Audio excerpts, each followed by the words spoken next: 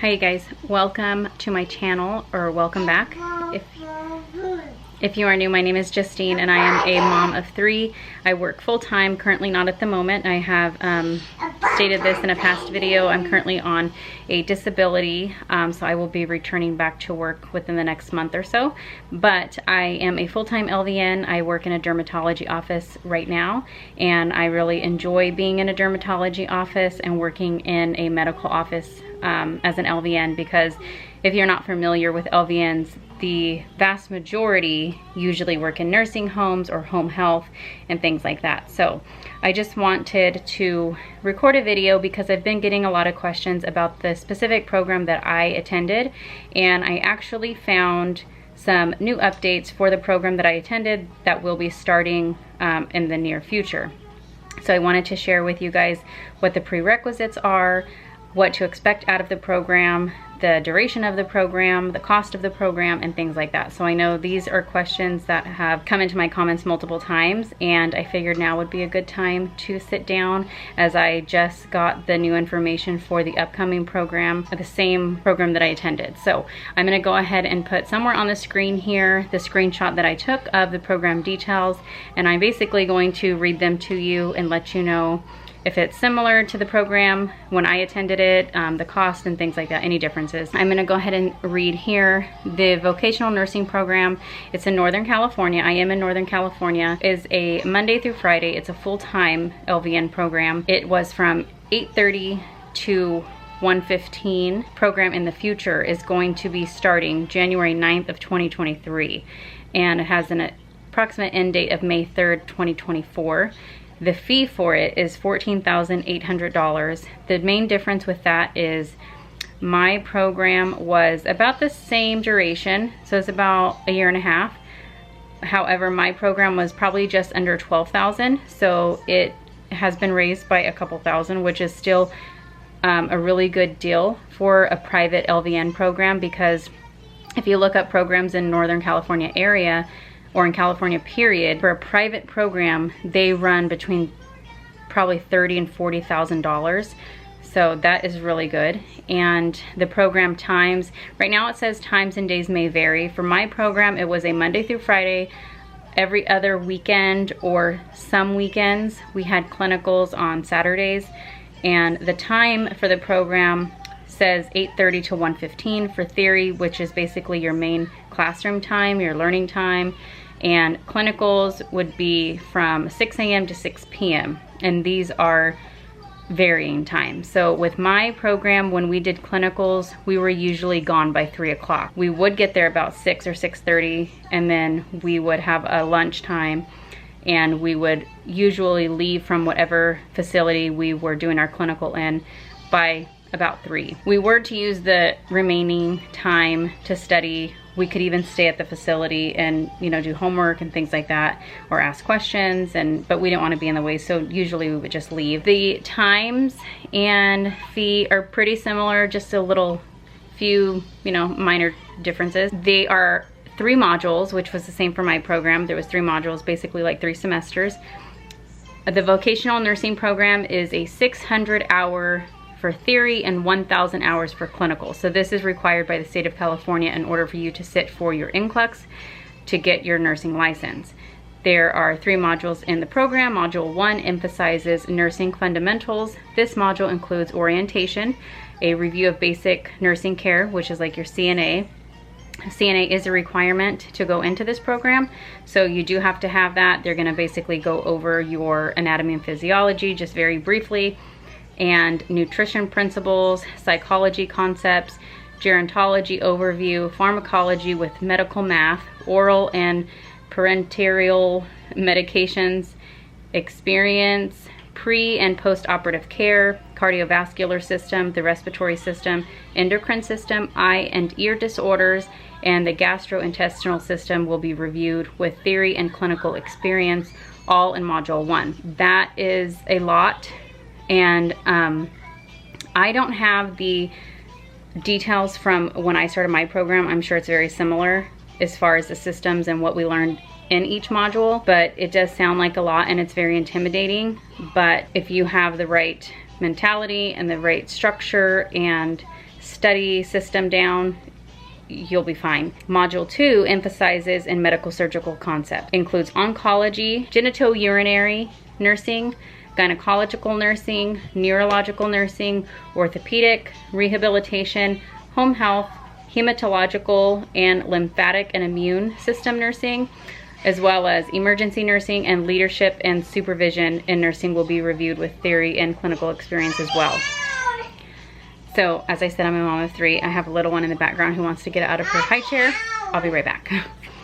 So module 2 will go over all of those in detail, theory and clinical experience. So you will have your clinical structured around these subjects. Module 3 is the easiest. I don't necessarily want to say easiest, maybe that's not a great word, but it is the shortest in terms of systems. So with module 3, this will include maternity and pediatric, and it includes reproductive, prenatal, labor and delivery, postpartum, neonatal, growth and development, perspectives of pediatric nursing, acute and chronic pediatric care, as well as health promotion. For my program, this module was the shortest, and we didn't have a whole lot of clinical experience in maternity and pediatric. I actually think we only had 1 clinical day in a pediatric medical office where we would help give injections, like for immunizations, and we didn't really even get to give them.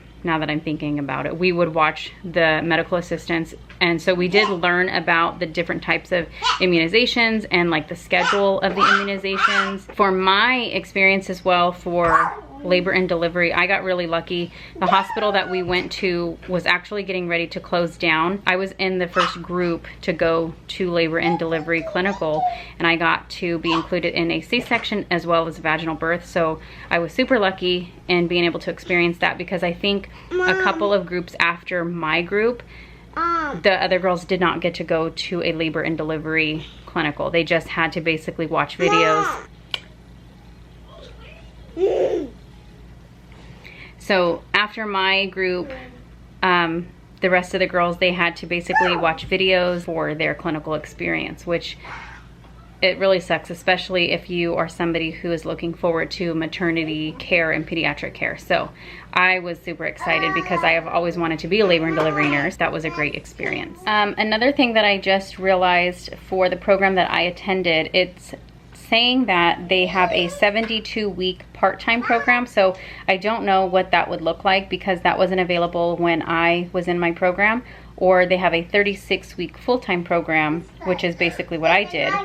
And I don't know if this is going to be part of the program that is coming up, or if this is just something, what it would look like if they were to offer both programs, because like I said, when I was doing it, only one was offered, which was full-time. The part-time program would be really great, because I know a lot of my viewers that ask me about programs in California are moms or are working. So there are other programs that are part-time. For the one in Northern California that I'm talking about, I will try and get a link and put it in the description. So if you're interested, I know I get a lot of questions about the program that I specifically attended. So I'll put a link if I can find it for you to get more information on the programs in the future. As far as prerequisites go, for the program that's going to be starting coming up in the future, I will also put on the screen the list here that I found. I just basically took a screenshot of it. It is pretty much the same requirements when I attended this program. So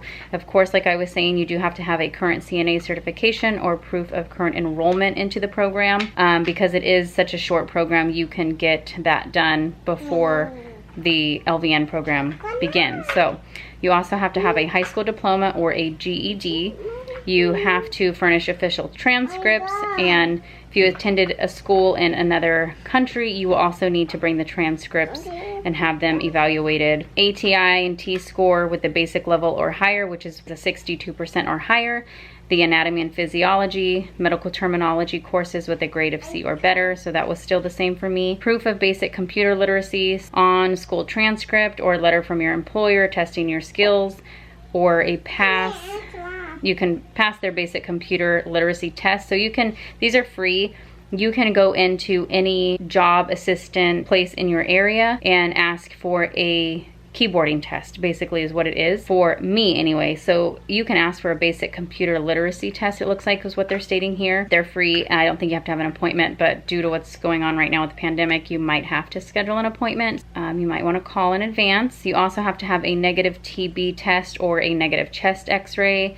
You have to do a physical exam, so you'd have to just, you know, ask for a physical, complete physical through your primary care doctor. You need to have your vaccine series, the complete Hep B series, or a titer. You have to have proof of your MMR vaccinations, proof of your Tdap vaccinations, proof of your flu shot, and sometimes they will, depending on like where you work, you can opt to not get the flu shot, and then you usually have to wear a mask around people. But I think right now, with this time anyway, who knows in the future, you do have to get a flu shot. So that might not, I don't know like how people would work around that if you're just completely against a flu shot, so I'm not sure. You also need to have your chickenpox vaccine or a titer. If you have proof that you've had chickenpox in the past, I think on your immunization records, it would show for the vaccine or a titer, obviously, but I don't know how people prove that they had chickenpox. I know for my job, I actually had to like sign something stating, you know, that I had chickenpox and that I refused to get another vaccine for it. There's that. Also, you have to have a CPR class. You have to show your proof of your CPR license, or go in and get the class scheduled and, you know, have that prior to applying. You also need 2 letters of recommendation. This can be from personal or past employers, friends, anything like that. So you definitely want to have those and get trustworthy people. Make sure that you read the letters before you submit them. Also, your current driver's license. If you don't have a driver's license, you may want to get, if you have an ID, obviously that would work. You don't have to have a driver's license to be able to attend this program. I think it's just your form of ID. So if you don't have the driver's license, there's other ways to verify yourself. So social security card, you obviously have to complete the entire application. All of your prerequisites must be completed or in progress by the application deadline. You also have to have a negative drug screen if accepted into the program, and they will do that during the class time. So you don't get that done before. You will submit all of this documentation and, you know, pray to the nursing gods that you get a phone call. Usually what they do is schedule you for a nursing school interview. It's very important. It's just like a job interview. You know, you need to tell them why you should be accepted into their program, what would make you be a nurse, what made you want to go into nursing to begin with, and they'll ask you a bunch of experience type questions and things like that. They will throw out a couple of nursing questions to see how much you do know so far, which, I mean, you're trying to become a nursing student, so you probably won't know too much. And then also, as far as payment goes, I'm going to put the screenshot up here as well. Payment is due in full 1 month prior to the start of class. So this is different from my program because we had the option to do a payment before each module. So ours were breaking, you could pay, of course, in full if you have the ability to before the start date, the entire payment of the, you know, 11,000, whatever it was. But it looks like this time around, they are not doing a payment schedule. Like, you have to pay for all of it up front. So that's where it gets people, because that's hard to come up with, you know, almost $15,000. So that's different from my class because we could pay all of it up front, or we can schedule to pay before each module, because basically you're paying, you know, for 3 different modules. So we were able to pay at the start of each new module if we needed to. Has to be paid in full 1 month prior to the start date. Also, the class has to have at least 20 students apply for this program. So who knows, it may not even start, because if they don't have 20 people apply, then, you know, they can't have a class. The payment is accepted in, you know, many different ways. So there's a list there. For this particular program, it begins August 31st. The application window, I'm sorry, the program doesn't start until 2023, I think I said, or 2022. So the application window begins August 31st of 2020. So last year, people could start applying for this program until October 5th of 2020. So that's super crazy. I just noticed that. I was literally thinking it was 2021. I don't know why it's like so far in advance to the program actually starting, because I'm telling you guys about this, and if you were interested in applying, now you can't, because it's the deadline was October the 5th of 2020, but I would still call. If you're in Northern California, I would still call and see if they have the 20 people, and if not, if there's somebody else that wants to enroll, there might be a way around it. So deadline has already passed, but the program doesn't start until 2022. The applications were available online during the window application time period. So let me see. Yeah, so this program doesn't even start until 2023. I was thinking 2022, but I'm sure there will be another window. I'm thinking that actually might be an error, because I don't know why they would have an application window 3 years prior to the start date. I think there could be a chance for people to still get in Northern California. So I'm gonna go ahead and edit this video quickly. Of course, it's not perfect, but I did want to give you guys all the information for my specific program. I hope that kind of helps you as far as what to expect, maybe even for other programs, because they are all pretty similar. And if you have any questions, I don't know if the comments will be turned on or not. If they are not, you can send me an email and I will try and get back to you that way. I also have an Instagram, Hey Justine Vlogs, and that's always linked in the description box as well.